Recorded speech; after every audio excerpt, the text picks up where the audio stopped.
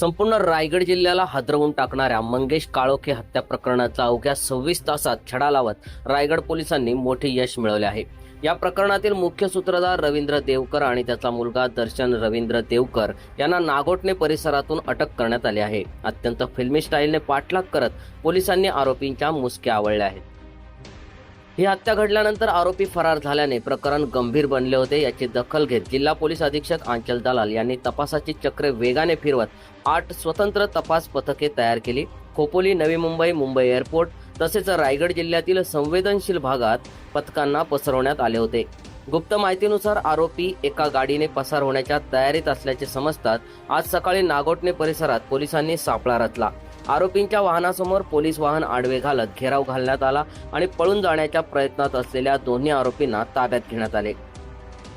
मंगेश काळोखे यांची निर्गुण हत्या नेमकी कोणत्या कारणातून करण्यात आली, यामागे जुना वाद होता की अन्य कोणते षडयंत्र, याचा उलगडा आता पोलीस कोठडीत होणार आहे।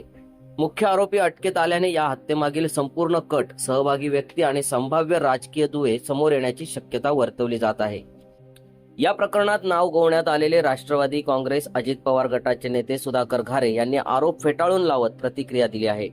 खोपोलीमध्ये झालेल्या या हत्या प्रकरणात माझा कोणताही सहभाग नसून स्थानिक आमदार महेंद्र थोरवे यांनी जाणीवपूर्वक माझ्यावर आरोप केल्याचा दावा त्यांनी केला आहे।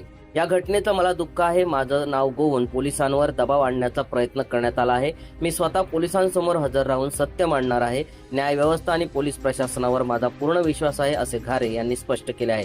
तसेच त्यांनी काळोखे कुटुंबियांच्या दुःखात सहभागी असल्याचेही नमूद केले आहे।